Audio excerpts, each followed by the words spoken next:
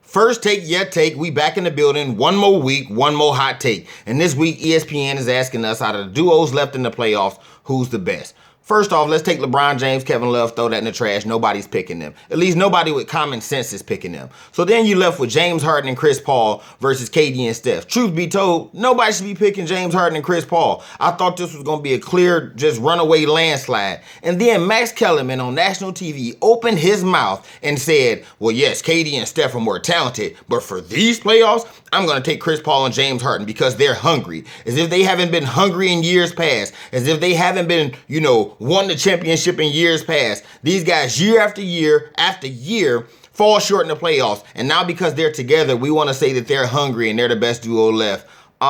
Let's get rid of this notion first off that Chris Paul and James Harden play well together. They both play well under D'Antoni's system. We all know that Mike D'Antoni has taken regular average point guards and made them look like stars. He made the whole world believe that Jeremy Lin was a superstar. He made us vote for Steve Nash. He made Steve Nash a two-time MVP during a time where Tim Duncan, Shaquille O'Neal, and Kobe Bryant were all in their prime. So we know what Mike D'Antoni can do when he put the ball in his guards' hands.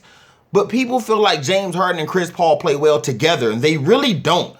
James Harden's averaging about 35 minutes a game, Chris Paul at 33. He staggers their minutes, so one is always on the floor. So if James Harden averaging 35, that's 13 minutes that Chris Paul is on the floor without him. If Chris Paul's at 33, that's 15 minutes Harden's on the floor without him. They get all the touches when the other guy's on the bench. When they're on the floor together, they pretty much take turns whoever get the hot hand. They run pick and roll. Harden gets a mismatch, he goes into ISO mode. He's leading the NBA in ISOs at about 10 per game.